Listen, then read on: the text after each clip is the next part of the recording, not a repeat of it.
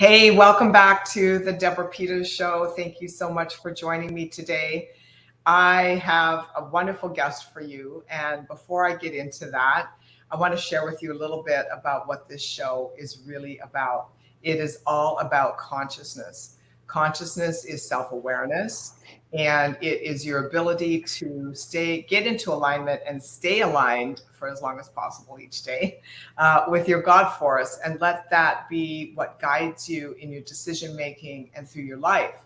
And so we cover 5 main topics, which I feel pretty much cover every aspect of what you're dealing with being a human being on this planet. And that is your health, your wealth, your relationships, your business, and your self-expression. And through that, what I endeavor to do is, as we unpack these tools about being conscious and taking responsibility for your thoughts and your emotions and the vibration that you create and project into your daily activities, your dialogues, your running of your company, your marriages, your children, and most importantly, the relationship you have with yourself, that you are able to receive back what you put out and be aware of what that is. Let that be the tool that enables you to calibrate and to make the changes within you, because there's no victims. We all create our own reality, and what we focus on expands. What we focus on, we get, because in life, we don't get what we deserve. We get who we are. And with that said, I have a wonderful guest for you today. He's the CEO of Burge Corp. It's a construction company in Southern California.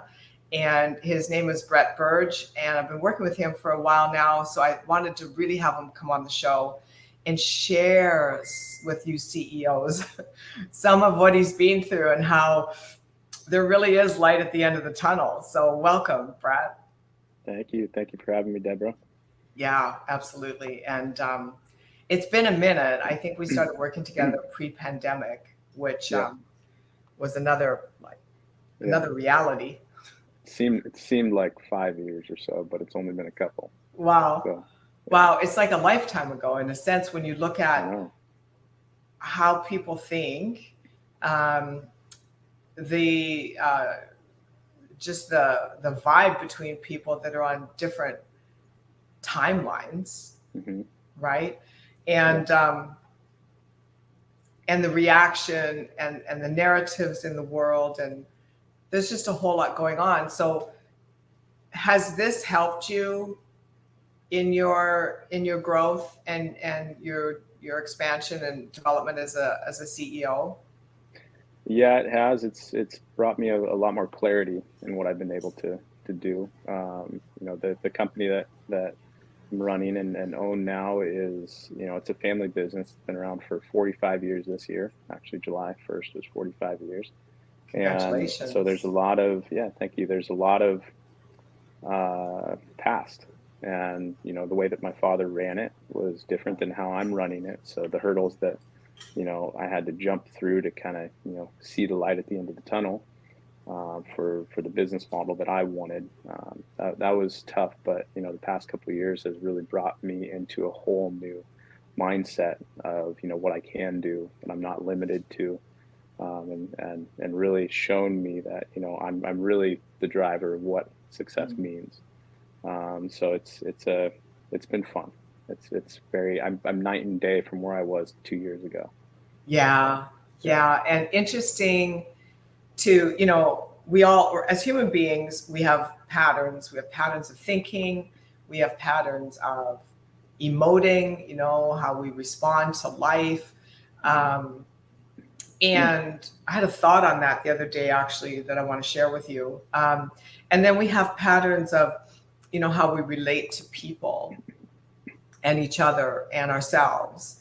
A lot of it is that 0 to 7 imprint years time frame, and then it gets perpetuated by our environment. And our environment is all the people that loved us and took care of us, and where we went to school and all of that. So where, the rub is this, it's leading a company and developing a team,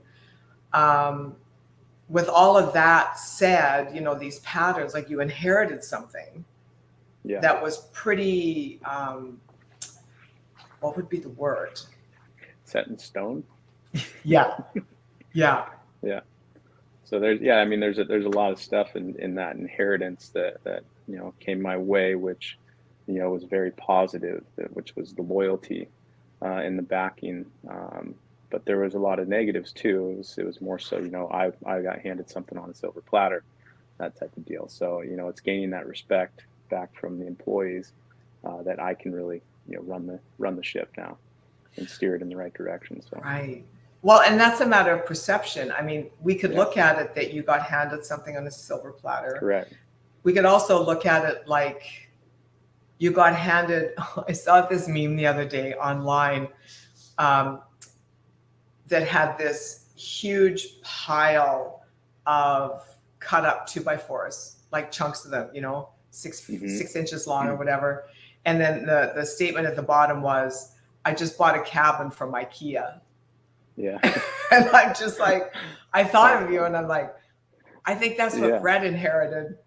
Yeah. Well, and you know, the silver platter deal is just a mindset, right? And it's something that you know, even though people do have that their own mindset towards that, it's really, you know, you kind of put it on yourself now as I've got to show them and prove to them that, you know, look, I have their best interest in mind and I'm going to push this company forward because at the end of the day, it's my career too. You know, I'm here for myself, but I'm mostly here for you guys. You know, I'm moving a legacy forward, and that legacy doesn't happen without them. So. Right. Well, and I would flip that on its head, you know, like I always do, and say, right, and say that you don't have to prove anything to anyone. What that's really showing you is how cemented into a perception of reality your people have been. And you know, I have a motto, it's like never complain, never explain. And people, sometimes you can say things over and over and over to your team, but don't you find now that it's really who you're being? Yeah, I do. And you know, I think it does come along with, you know, the pattern of where I want the company to go and the stuff that I want to do. It's a new light, you know, I always reference, and I referenced to you, it's, you know, we were on cruise control for so long and nobody was kind of, you know, shifting the direction we were going or touching the gas pedal or brake. And I came along and just landed a steel boot on the gas pedal and we're taking off. And, you know, it's a change. Nobody knows what to do. So it's, you know, it's a fresh light, but everybody's so used to being in this kind of like, you know, their own mundane way of doing things that they don't see the true potential, and they need somebody to kind of come in and shake things up and show them what the true potential is, not only for the business, but for themselves. 100%, because at the end of the day, you know, we spend 2/3 of our day working. Yeah. So it might family. as well. Everybody's family. Yeah. It might as well be in an environment that's contributing to our personal lives. Exactly. Not just somewhere to go punch a clock at. Yeah. And you know, we still have a couple people who want to do that, and that's their choice. But as long as, you know, you're trying to just drive that productivity as you know, far forward as you can. And, you know, that's one of the things that I struggled with a lot, was really finding that groove to keep that productivity going and making sure that everybody's morale was high. You know, construction in general is very cyclical. So how do you combat that? You know, the morale is just by nature going to go from here to here. So it's how do you find that, you know, that wavelength for your employees to keep that morale high and let them know that, look, we're moving forward at a good pace, you know, even in downtime. Right. And therein lies the whole mindset piece, is Correct. that when you have a level of conscious awareness of that what's going on now and around you is really a product of the past, and then it strengthens your strengthens one's ability to look at all of that and say, tomorrow's not created yet. Mm-hmm. And so when I shift my focus over to what I'm creating and give less attention to the problems, then that new reality starts to show itself. Mm-hmm. Yeah. And so is that kind of still a battle for you? Or are you aware when you find yourself stuck in what is, and then you're able to shift that, or like, how's that coming along? Yeah, that's always, I think, going to be part of the solution, right? I think I'm always, not just me, and I think a lot of people have the same issue too, is, you take no, it's like getting, being rejected. Well, are you going to take that rejection as an end all be all, or are you going to just kind of move around it? And Sure. I found it's way more fun to almost have a no thrown at you, Mm-hmm. because now not only are you thinking, okay, why did they say no, or why did this go this way, or you're all of a sudden your brain just explodes with all these alternative solutions to a problem, and you might find that original solution you were looking at isn't even close to what's the best solution. So we're always coming across that in construction. A lot of the projects we do end up being some kind of quasi design build, whether we like it or not. Just the team we have behind us, we're very detail oriented, and it lends to that solution based approach. So we're not stuck on just building off the plans. Somebody tells us it's got to be built this way, but we Sure. know it shouldn't be built that way. We're going to take the better approach. And you have to have that hard conversation. Yeah, and construction, most construction guys, they're problem solvers, and they're creative. They Sure. like to tinker, they like to build. So, that's the fun part in the business, I think, now, is really, if you don't have the solution, you're gonna find it. Just give it time, but allow for the no's or the rejections, right off the bat. So it's always something I'm gonna work on. yeah, so as you're going, as you've gone through this journey, um, and you've grown and Mm-hmm. you've shifted, I feel like you've shifted almost everything about your thinking, from decision making to Mm-hmm. relating to people to boundaries to executive decision making, like all of that. Mm-hmm. So, what, as you were going through that growth, did you get pushback from people? What did that look like? Say that one part. Did I get what from people? Pushback. Pushback. Always. I still get pushback, and it's something that I've just, and you've taught me that it's it's their way of thinking. It's not yours. And if you're really going to be a leader, the vision, the path that you need to go down. So you need to find the right people to align with that vision. And it's a work in progress. We're still kind of in the infancy of being a restructured company. We've taken off, which has been great, and we're looking at new revenue streams, but nobody wanted to do that prior to me coming on board. So everybody was, and I fell into that as well under the guidance of my father, but it worked. But now it doesn't work. The industry's changed. So yeah, there's been a lot of pushback, always will be, but some pushback's good because it keeps you what am I trying to say? Like more level headed in some regards. Sometimes you do get over your ski tips a little bit, and so when you have that pushback, it kind of brings you back in. But there's a difference between kind of negative and positive pushback, right? Sure. So if it's negative pushback, obviously I'm going to table that and push it away. But if it's positive pushback, they're concerned for a reason. So I'm going to ask the question, what's the reason behind that? And hear it out.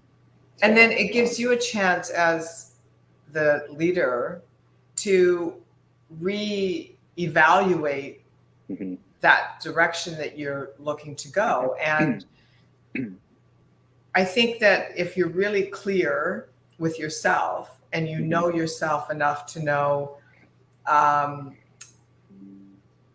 to trust yourself. You know, what Mhm. I'm trying to say is that if you get pushback and you have to ask yourself again, and it can happen in a nanosecond. This isn't a big conversation, you Yeah, know, it exactly. just can happen in that split second of, am I on the right track? And it's like, yes, this Mhm. pushback is about something else. And it's not a Yeah, wrongness, right? It's not about making them wrong.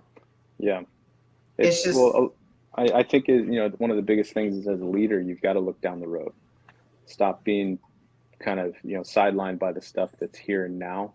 Look at if your trajectory is still going in the path that you want it to be in the next 5 years, 10 years. And that was one of the big shifts in me was seeing that vision down the road because I was so yes. stuck in, oh my gosh, this person said no to me, what's it going to do? Well, there's a reason why people are gonna say that, and it's sometimes and most of the time for the better, move on to a bigger, better thing. But um isn't that, I sorry to interrupt you, but isn't that the mhm, whole point of self-awareness? yeah. When you really know yourself and Hmm. someone says no, it's the being able to read the nuance of, is this a redirect, like that no has validity and this is a Correct. redirect, or is this no um, about them not having enough information, Hmm. maybe we don't have enough rapport, Hmm. that there's something that should not inhibit the direction but does need to be addressed, because Yeah, it's very subtle. it is. And we're actually going through that right now with one person for one of our clients, and it's we're fine with the other people who are part of the client. It's a big team behind them, but there's one guy who just wants he wants more information. So it's really kind of a big thing. Sorry, just to take a step back. What I've been trying to work with the employees on is really not talking to everybody in the same tone, understanding that person for them, Meeting where they are. meeting them where they are, knowing that this person, knowing that Steve is going to need different, talking to than Bob is going to, Yeah. and understanding that. So it's the same thing with clients. Not every client's going to understand why you do your business the way you do, or why your costs are that way. So what we're trying to do is really kind of more take a catered approach to that individual, even though they're within a bigger organization who technically all run a similar way. He's different. We've got to treat him almost as his own client. So that's an And important aspect to it. it totally is. And that the only way you can actually do that is to know yourself, because you can't Hmm. recognize in another person what you can't Correct. recognize in yourself. Yep. And don't you find that with that understanding, it takes the emotion out of things? It does. Yeah. It takes the emotion out of a lot of it, and it allows you to just focus on what matters. Really, is kind of Yes. the easiest way to put it. Yeah. Um, so. So through this process, what's been some of the biggest hurdles for you internally? Not the external stuff. We'll talk about that. But I mean, like the real, I want to get down to the real Yeah. nitty gritty, you Just know? tearing it apart. Here we go. Yeah, exactly. So what have been some of those things going on inside of you as we've gone through this process, and you've had to allow yourself, if you wanted to get what you wanted, right? Hmm. You had to allow yourself to release some of those patterns and adopt new ones. I mean, it was really, I mean, one of the biggest ones was, just taking the bull by the horns and making that decision, whether it was right or wrong. Mm-hmm. That was, we're in an age where there's so many platforms for people to sound off what they think or see about you. And it's very easy to kind of shelter yourself in place and not have, the kind of the authority behind yourself to make that decision. And you just got to realize that everybody wants to make the decision. They just don't have the nerve or the balls to. For And the so, experience. or the experience, but I don't even think you really need to have the experience. The experience can come with the decision you make. True. If you say yes to something, even though you don't know it, follow through with it. But therein lies the experience. Yes. You got to take that risk, especially I think, in a position that I'm in right now is it's about the risk, but you don't have the risk if you don't say yes. So it's that was probably the biggest thing that I've had to battle with is the decision making, and that came from the family dynamic, being underneath my father in the business and always kind of leaning to him for the decisions. I had all these ideas stemming in my head on how to move forward, but I didn't want the rejection. I didn't want the no. Boom. Yeah. Rejection. Oh my God. Can I just tell you, all of my clients are male CEOs. It's just landed that way. And rejection is, for every one of them for the last 20 years, rejection is like the Achilles heel. What's up with that? I mean, I think it's just built into us as a man. You're supposed to, kind of be the I don't want to say it, but like alpha male style. You're the leader of the family, and whether people like it or not, that's how it is. And it's important for a guy. So when you start, you have any kind of demeaning feeling or rejection, it pulls at your emotions, and you don't feel like you can, even get through the day sometimes. Yeah. And I think we all know what it's like to take a negative hit. Yeah. And you gotta have them though. Well, I don't know about that, but we'll talk about that. But yeah, I mean more so like a rejection, like a no, somebody telling you no. Yeah, exactly. Kind of because in the sales world, it's not a no, it's just a yes later, right? Yeah. So, but the thing is like when we take a negative hit, and this is where I believe the whole spiritual quotient side of business needs to be up-leveled and normalized, is that if you take a negative hit from a mental level, a logical mind level, you can make sense of it. You can get pissed off at it. You can, I call it logicize it. That's not a word, but you can do that. You can do that mental masturbation, and you can justify it. Yeah. On an emotional level, you have to make a decision. You're either going to retaliate or you're going to absorb it. Because I don't think we're really that great as human beings of deflecting negative hits. I think that would be leading people down some kind of garden path that you're just Teflon, that's the problem with a lot of business in the past. That's the past paradigm. You just be like Teflon and let it roll off. But there's information in the no. When you get a no, there's information there. You either didn't have enough rapport when you approached the subject with that person. You weren't, or maybe back before you even got into rapport with them, maybe in your heart, you weren't really truly aligned. You didn't really truly know this was the way to do it, right? Maybe you just hoped or thought or believed, and these are lower level emotions. But when you get into the knowing, then you emanate that. So if that's not happening and you're getting a no, it could also be where that person is at that day, what they're responding to, what they're reacting to. But that you can overcome with rapport, right? Correct. And being able to read those people. But the real answer to this, the real key to solving this, is the spiritual quotient, where you can look at it and go, okay, what's being transmitted here? Use your intuition, trust your gut, feel your way through the process. Don't think your way through the process. Feel, the best salespeople in the world don't own or memorize any sales scripts or rebuttals. They feel their way through the conversation, through the sales process. And that's Yeah. essentially what you're talking about. Yeah, I think the trusting the gut thing, it's very underplayed.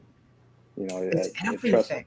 trusting your gut is so important, and that, that emotional side for me in the family business being underneath, my father's kind of guidance. Yeah. Um, he said no because he didn't know Right. how to do what I was trying to do, and it's not a fault of his. It's just, he was an older generation, and so he wasn't. I wasn't wrong. He wasn't wrong. We just needed to kind of switch roles, and allow me to kind of pursue new stuff. And for a long time, and this is where you helped a lot, was that emotional side of it. It drug me down. It got me into a spot where I was angry a lot, because I didn't see anything. My father wanted me to take the company, but he wasn't allowing me to take the company. And it wasn't until, we got into, probably a year and a half where I just, you gave me almost an ultimatum. I think at that point it was like, make the decision or not, Yeah. and so I started making the decisions, and that was the light switch. That was the igniter for the rocket right there. Was just, I knew I could do it, and it was just getting that mindset behind me that I now know I can do it, and I'm gonna Yeah. do it. Yeah. Because, a decision changes everything. And Hmm. it's before the action, Hmm. just deciding and sitting with that for just a minute and feeling the energy of like, I've decided. I'm Yeah. absolute on this. Yeah. Yep. I'm good. And just sitting with that energy. And then sometimes you don't even have to say things to people, right? Yeah. It just Exactly. starts to show itself back to you, like that reflection of, holy shit, something's different here. Yeah. Well, it's changed. It's changed my whole deal. Now everybody keeps telling me I've got a lot of stuff on my plate, but I always have 1,000 things going on in my Yeah. mind. But it's allowed me the opportunity to actually pursue those things that I've always wanted to do. So, now I'm trying to form other companies. I'm trying to bring other stuff to light that I enjoy doing. And so it's just really opened up, Well, the only everything. thing I would change on that is you're not trying, you're actually doing I'm it. doing it. Correct. Yes. Correct. That is very Try is a correct. filler word. For everybody watching, Yeah. try is one of those filler words you should just Don't delete use from it. your, yeah, Yeah. delete from your entire vocabulary. Yeah. Exactly. Yeah. Yeah. So it has allowed me to do what I want to do. So it's been a very good experience. Um, So thank you. And mhm, so really what you're saying is you have come into your awareness of self. mhm, And through that alignment with yourself, you are allowing you to create more and expand more. And yeah, correct. Yeah. That's it. I'm expanding what, is in my mind. I'm taking opportunities as they come and not questioning them as much as I used to, yes, because we're in a very fast-paced world as well as a fast-paced industry now. And you've got to go back to the yes and no. You've got to say yes. You've got to allow that opportunity to go through, because, if you fail, it's not failure, right? yeah. It's not. It's just kind of, it allows you to kind of realize what your potential is or what it could be, and it's fun. It's actually enjoyable to be like, oh, dang, I didn't do well this time, but now I know what to do for the next time. Exactly. So, And saying yes more. correct. We live in a no based universe. Like literally, Yeah. our neurology is our neurons are made up of D1 and D2 neurons. We basically have Hmm. two. And the D1s, let's say, can't remember which, but the D1s, let's say for today's conversation, are the yes Hmm. neurons, and the D2s are the no neurons. Well, we actually have more no neurons. So it's a default. Hmm. And one of the ways I actually repatterned that in myself, I mean, it's a constant thing because physically, there's a physiological aspect to this, but something that really helped me is when I would get a phone call that was like a sales call, as long as it wasn't a robocall, like it was a real human being, Mm-hmm. I would take the call and engage the person in something I had to offer.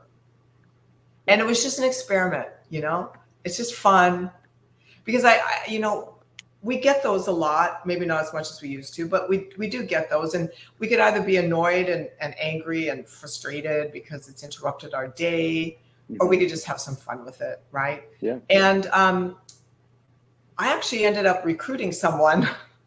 This is years ago. I actually ended up recruiting someone that did some sales for me for a while. And it's just, cool. right. It was just good. Fun. Like I wasn't looking for any particular outcome. What I really wanted to do was to not be defensive. I wanted to stop defending. Yeah. It's like, no, don't call me. It's like, that feels horrible in my body. Yeah, well, exactly. Right. Well, and I think one of the other things too that, starting to say yes to, it expands your network. And in business, I didn't have a network, and our company suffered because of that, because my father was in a transitionary period out. His friends. He was the network. We were very referral based. And so when his referrals went away and he was the network, we had a few down years where it was me, like, coming out of my shell and realizing, oh gosh, I need to know people. Yeah. And so, saying yes to an introduction, saying yes to that coffee or lunch meeting, it's amazing how far that one conversation can go. And it doesn't even have to be about business. Exactly. I like going golfing, and whenever I take somebody golfing, business is like on the 18th hole or afterwards. The first 17 holes is just conversation. But I also remember that you weren't going to invest the money in golfing. Exactly. Yeah. Isn't that fascinating? That's very fascinating. Look at that. That turned out very well. I mean, always it goes when you kind of shift from the mindset of an expense to an investment is when you start to realize the return. So it's and you helped me with that, because it was always, because that's how my father viewed it, was, why are you spending the money? It was always an expense. Because it's growth. It's an investment. So. Yeah. Well, and saying yes, literally expands the universe, because the more we say yes and move towards something instead of running away from suffering or struggle or pain, when we shift our focus and we move and we say yes and we move toward possibilities,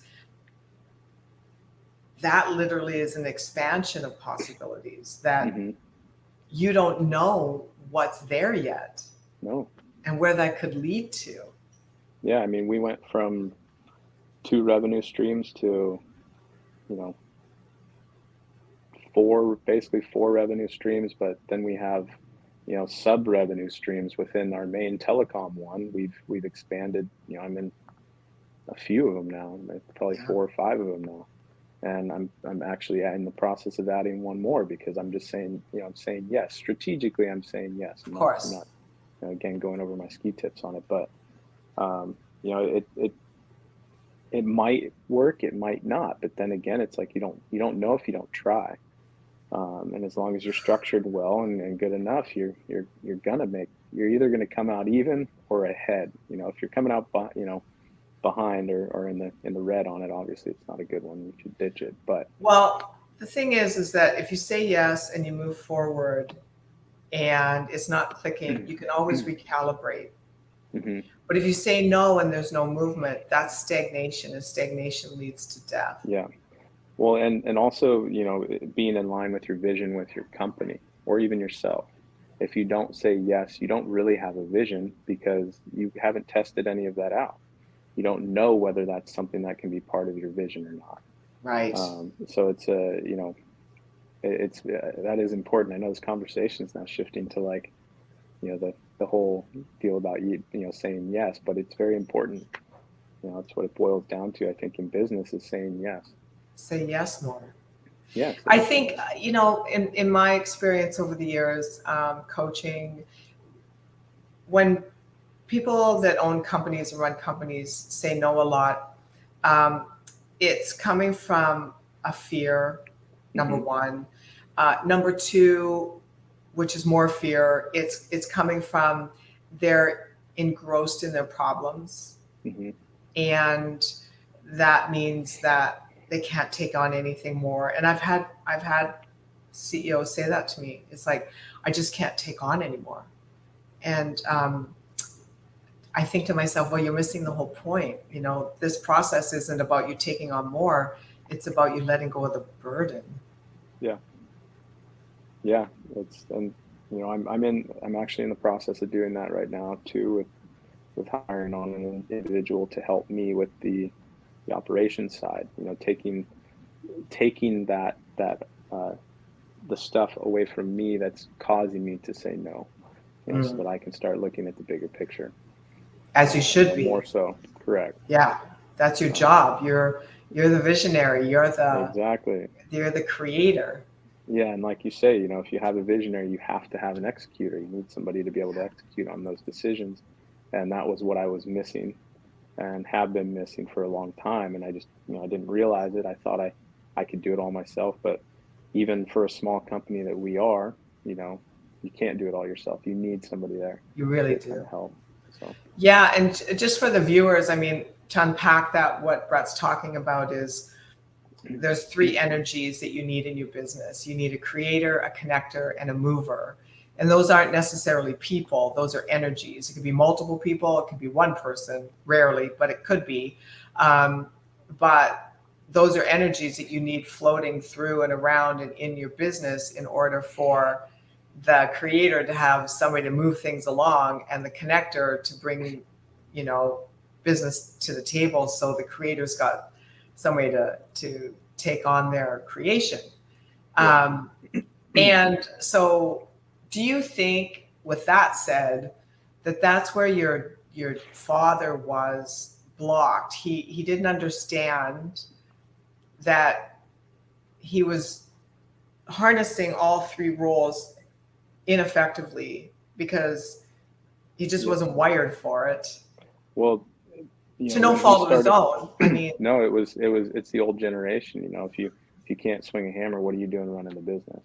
You know, that kind of deal. And that's what it was. And it was a great and still is, you know, trait to have and carry, you know, personal, whatever you want to call that. But, you know, when he started the company, he was running the company. He was the project manager, superintendent, framer, laborer, everybody, you know, so that's the mindset that they have. And a lot of the guys in here like that. But when you scale a business, that's not effective at all. No, you know, you're basically running a glorified handyman shop at that point. And so that was where I needed to just kind of realize, okay, I'm not going to be the guy swinging the hammer. I can't do that. I need to provide the business for the guys to swing the hammer. Like here's the place where you can come and bring your talents and gifts, right? Exactly. And, you know, I'm not, just accept that you're not going to be good at everything. You know, be good at a couple things. Be good at what you know, and find the people who can, you know, fill the void. And that's where you know, I called it an executor, but that's where I was faulting myself, is, you know, bringing in this stuff, saying, oh, I can handle it, because it was more so, you know, how I was raised. Right. But I can't. But that's the bottleneck, right? I don't have enough time in a day or a week or a month or a year to do that. So, you know, you need to pass it off. You know, have the trust and pass it off to somebody. Yeah, indeed. And, you know, that's where the whole part of build a business that serves your life comes into being your mindset, rather than squeeze your life into your business. And I know we've worked on that. How has that changed things for you? Like if you were to tell CEOs that are workaholics and they're never home, because they just have so much on their plate that they've got it backwards. You know, they really need to create a company that serves their life. What would you say to them to do that?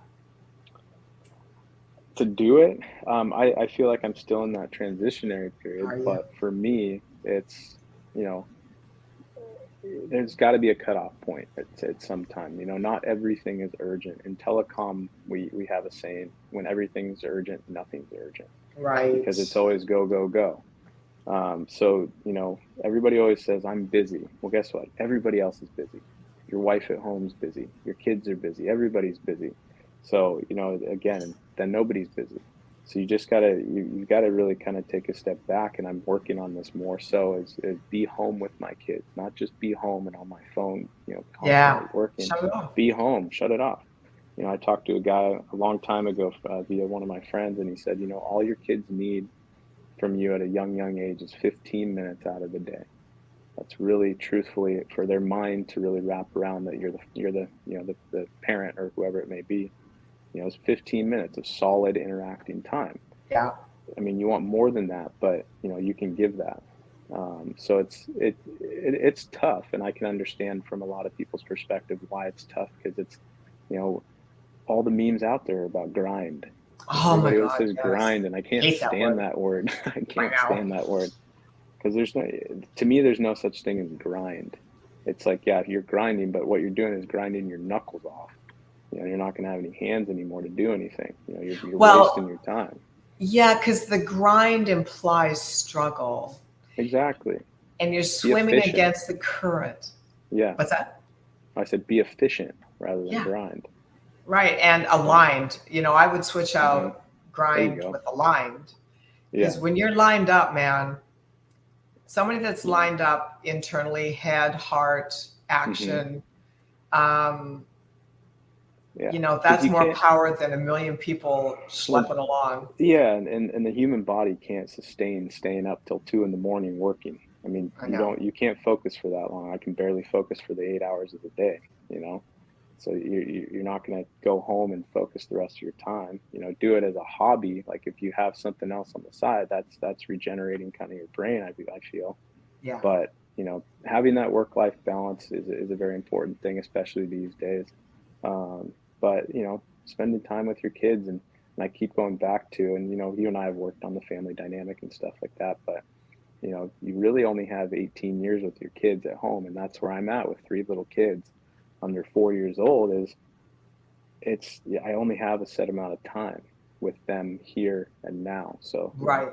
try to get it in. You know, that's the important part. You're not going to look back in life and think about, you know, that day you missed at work, you know, or that thing you didn't complete at work. You're going to look back and talk about, you know, the memories with your family. Exactly. And So, so what's interesting about this is it's really about which paradigm you want to live in. So, hmm you know, I used to own a gym, and people used to come and say, have excuses. We all have excuses. We all oh, justify why. I've got a ton of them. I could go all day. I know that. And so the thing is that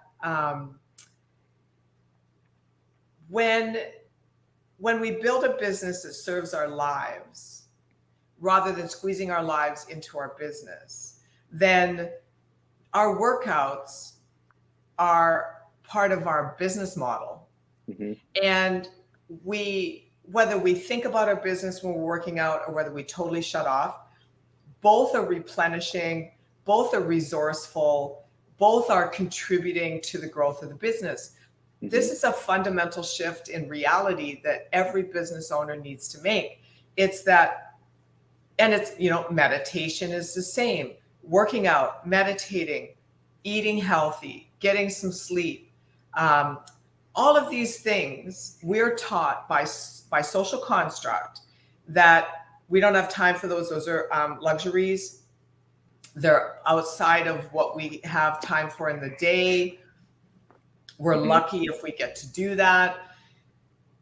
The way I teach the whole business model design is that those are your cornerstones to your business model, and they're part of your workday.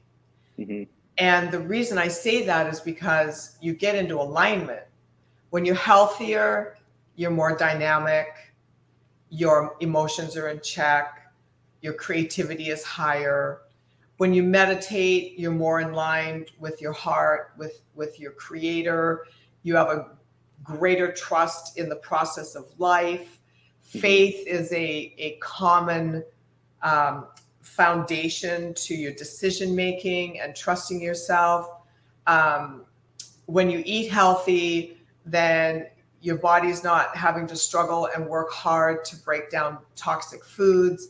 All of these things are the foundation to a really good business model. And when it's a lifestyle, so there's the lifestyle from the past where we squeeze our lives into our business and we eke it out until we can amass enough wealth that we don't have to eke it out anymore. And then maybe we can consider these other things. Or you just build a business with the business model that is inclusive of these fundamentals. And it's like the C parts, it's what we were talking about before when you said trusting, taking risks, making decisions, saying yes, taking risks, trusting that it's going to be good and it's okay.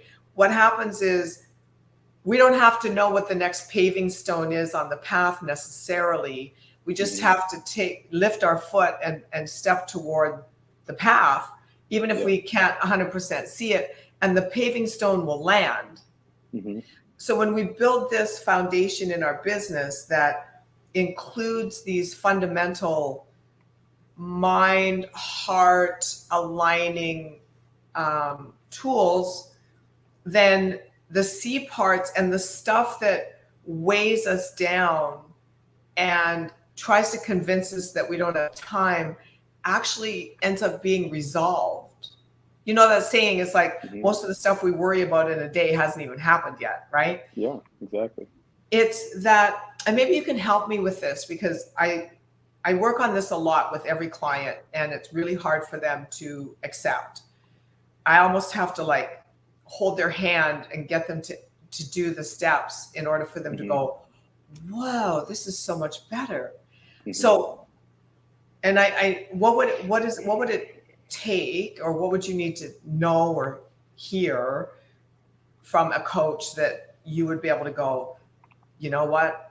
This is the best move I've ever made. I'm carving out this time for me every day and my business is growing as a result of it.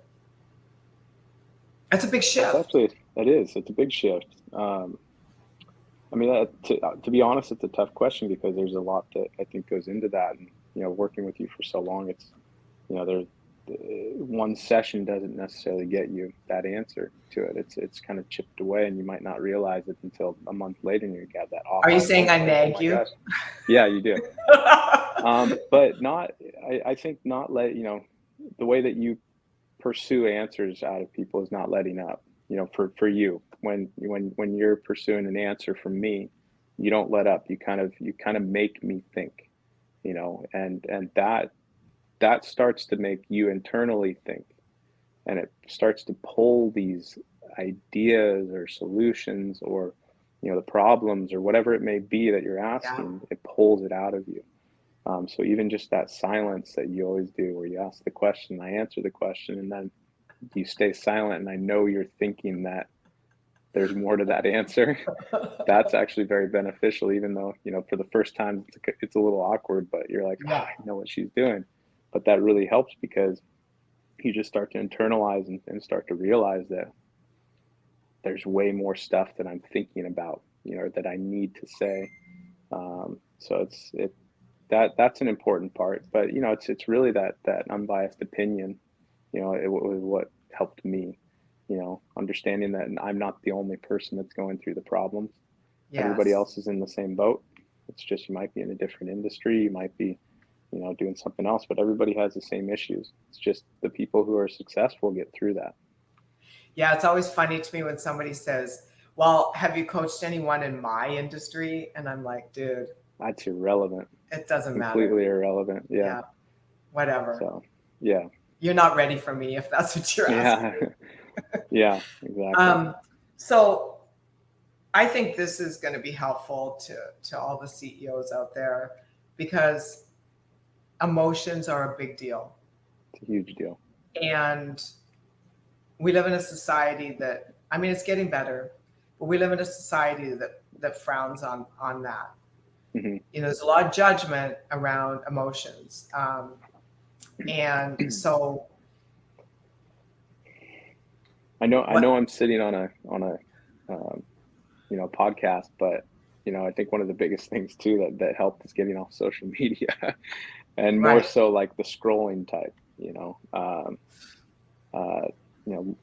Instagram. I do not like Instagram because it's a portrait of everybody's perfect part of their I day. know, When I it's know. 99.9% could be a complete crap day. They post the one picture that could be right. So it's just a fake, it's a fake deal, and it really drains you. You start thinking about your life, thinking about your business. Somebody might post in construction a very pretty picture of a kitchen or a building. It's like, well, go down the street, maybe they had one that was a wreck. You never know. You never know. So to me, it was just like it's a falsity of society, and it takes you away from what you truly should be doing with yourself and your business. That's right. Mm-hmm. So I totally agree with you. What are some of the emotions that you and your team have struggled with in the past? Emotions. I mean, morale and morale kind of is I don't know if you'd call that an emotion, but it's like all encompassing, I guess. Like I said, construction is very cyclical. So in the downtimes, it's people get anxious. You get down, you get sad, depressed in some way because you're not sure if the company is going to succeed. But isn't that a wonderful time to get creative? I mean, it is, and that's that you get creative in those times. It's just it's an endless brutal cycle. it is. And it requires a level of spiritual maturity to be able correct. to step back from it and go, well, here comes a slowdown. Now Mm-hmm. we get to work on some new possibilities for a new revenue stream, for example.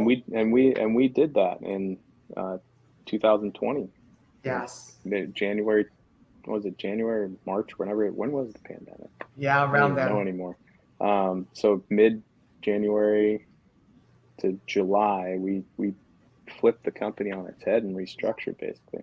And I took a risk and I hired somebody on who I couldn't even afford at the time. I remember that. And it's turned out very, very well. Yeah. We've got some amazing people, really. Yeah, I do. And they're a product of you and the work you've done. Yeah, I love everybody here. And, we bicker like a family. We talk to each other like brother, sister. It's fun, but at the end of the day, you can tell somebody exactly how you feel. Yeah. I remember, and I won't reveal anything too much, but I remember facilitating communication skills. Or was it a quarterly? Communication skills, and there was someone in on your team that was just pissed, that they had to be there, and I just was like, wow, this is fascinating because it all just blew over and everybody was cool after, and that says so much. Yeah. Not holding on to it. That's cool. So it's fun. You're helping the whole situation back to, my personal growth is it's really shaping the vision of the company now and allowing us to grow, grow in ways that we haven't been able to grow. It's really cool. Yeah, and it's very cool. I always have said this to you, and I'm curious if you know, and you don't have to agree with me if you don't, but I've always said, if you say yes more, your business will show you which direction it wants to grow. Yep. Is there any validity to that for you, or is 100%. that just okay? No, there's 100% validity, and that's why we're in so many different revenue streams, and it's not needless, and it's not kind of unstrategized. It's strategized. The revenue streams we're in are relevant to the business model. So it's not just go out and take everything. You got to strategically do it. But yes, that's very true. That's cool because that requires like a big picture thinker. Mm-hmm. Yeah. It does. And it's fun. I think, if your viewers haven't, step back and, just pretend. Or, if you have, rethink your big picture, or just kind of be creative with it and see if it's really something that, is there a different route that we should go? Start to analyze it. Don't move it yet, but, analyze it, but just be creative about it. It's fun to think down the road. Yeah. It's fun to think about success. Well, most people think of art Mm-hmm. to be like painting, sculpting, music, Mm-hmm. singing, dancing, whatever. I think business is art. Yeah, I do too. It's like a canvas. You get to, Mm-hmm. yeah. Yeah, because the CEO, of a different construction company is going to think completely different than our company. That's right. We're still contractors, but he's got a different way of doing things than I do. Yeah. So. Yeah. So I'll ask you a question about a meme, and then we'll end with any thoughts that you have for viewers. Okay. So I saw this meme the other day, and it basically said that, and I'm going to paraphrase, that the CEO should give up his salary and take the salary of the lowest person in the company to level the playing field, right? Yeah, right. And you can imagine what I shot back, but oh yeah, I'm just curious what your thoughts are on that, because there's a lot of conversation around this now in this interesting narrative we have going on in the world and obviously in the U.S. economy. I know my thoughts on it, but what do you think of that? I think it's bogus. There's an element of success that people want. If you don't have that person to look up to, where are you going to go? I don't care if they make $1 billion. Guess what? Well, now I want to make $1 billion. It's that driver to get you to where you want to be. If we're all in a level playing field, we're not going to go anywhere. And that's, I'll just keep it short, but there was this like study or something done, and this might even be fake, I don't even know, but it made a lot of sense. It was a professor, there was A students and people who didn't want to study and stuff. He gave a test and he said, okay, I'm going to average the scores at the end of the year or something like that. And everybody ended up basically failing because the people who had the A's, they were like, well, if you're going to average the scores, then I'm not going to try. Yeah. That kind of deal. But it puts everybody into a very poor situation. Poor being in the operative word. Exactly. And I think it's important to have, that role model, that person who you're looking up to say, not to be that person, but I want to be in that situation someday. It's a dream, to a lot of people. So taking that away is not. Exactly. And, if you want to be the CEO, you have to change your mindset. Correct. Right? You have to change who you hang out with, where you go, probably what you eat, what you listen to in terms of consumption of information and music. And you have to get educated. You have to find out, basically, my answer to that is, if you want to be CEO and have the CEO's salary, tool and retool yourself and elevate yourself into that role. And it starts with how you see yourself, because your self-image is always mirrored back to you through all of your experiences in your life. Yeah, you got to keep learning. Yeah. I mean, if you shut down and not want to learn anything, then you're never going to be a CEO. Well, and a lot of people do, they think that learning stops, say, at the college degree or at a certain age in life. And, it's nonsense. It's like learning's eternal, just like we are. And this day and age, there's a YouTube video for everything. So you don't really have an excuse not to learn these days, No, it's true. Yeah, I mean, and along the lines of the CEO, getting rid of the CEO's salary, that kind of stuff is, business owners hold the whole entire risk. At the end of the day, as an employee, you can go and and choose a different company to work at. Business owners don't have that. There's a lot of collateral behind it. There's a lot of risk, and they could have their house on the line, their families, and save life savings on the line. Yeah. There's a lot more. So yes, the reward is very much in their favor, and they should be compensated for it, because they're not only providing for their family, for their employees, but they're providing for society, and they've taken that chance. So allow them to reap the benefits. Well, and that's why I chose to focus my coaching practice on CEOs, because the CEOs, the companies, are what are fueling the economy in America. They are what are contributing to our schools. You don't see a Fortune 500 company necessarily sponsoring Little League. They're the ones that are digging in and helping to build out communities, and their families are growing, and their children are a product of that. And that's where the next business is growth. I mean, look at you. You're born. You're second generation now. So what your father started and grew to his capacity was, laying the groundwork for you to bring your talents and gifts to the table and take it to the next level. And who knows what your children might do here. The point is that and you're in the same community and expanding into others. So it's really fostered and developed and contributed to a wonderful community growth standard. And that's really what it's all about. Yep. No, it has. It's been fun. I mean, and second generation companies the success rate is not very high.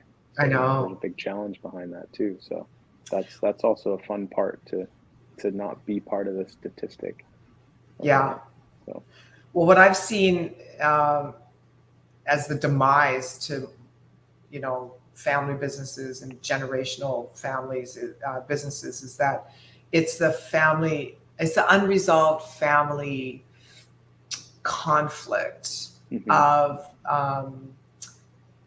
that early years childhood programming and conditioning that often turns into these trigger points for them as adults, and then that gets blended into the business operations. And that's I mean, you don't,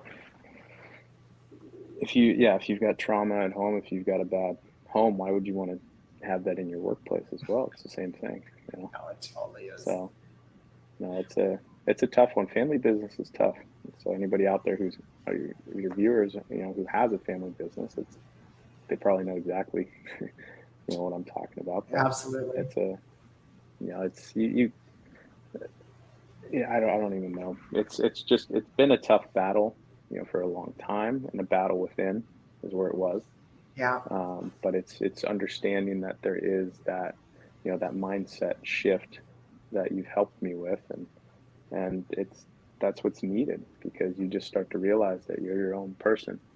Even though it's a family business, you don't have to do things the way that your family's doing them.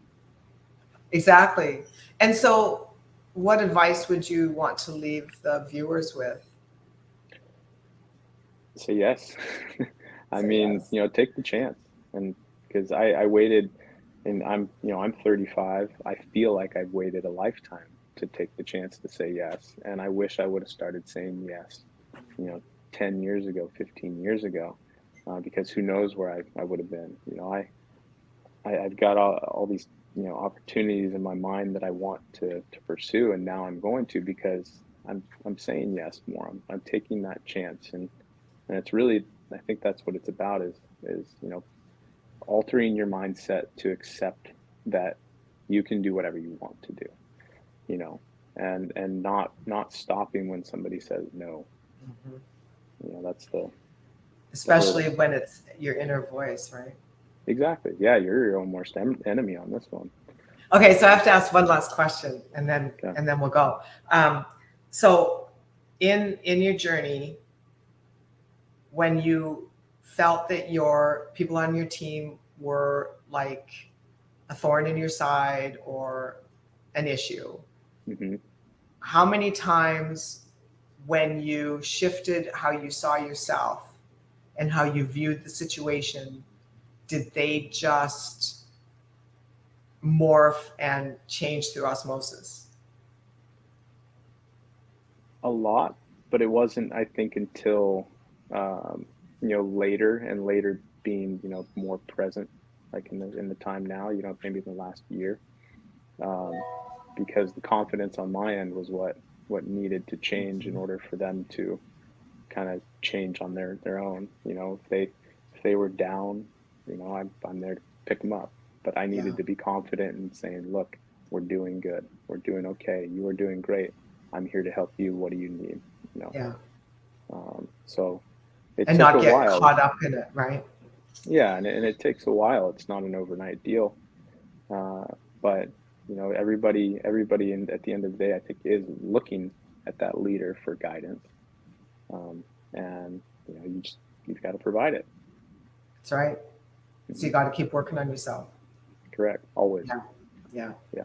Well, this has been awesome. Thank you. Yeah, thank you. Yeah, thank you so much. And maybe we'll do another one where we'll kind of unpack some of the changes we made in your business model for people to kind of get their head around too, because we're constantly changing, and I'm interested to see where we go within this next 9 or 10 months. Definitely. It's a big time in humanity. It is, for everybody. So, wow. Well, thanks very much. Yeah, thank you. So everybody, this is Bret Burge from Burge Corporation, Burge Construction in SoCal. You can find him on LinkedIn. We'll put his website URL in the show notes, and we'll put your LinkedIn profile in there. And for any of you that would like to jump into any of my courses, I have 1-day leadership and management retreats coming up. There's a couple in Newport Beach. Just reach out to me through LinkedIn or any of my social medias. There in the show notes too. And we've got 3 on calendar for Savannah, Georgia for this winter. So bi-coastal, and would love to have you. There's small groups, hand curated by me personally to make sure everybody's a fit.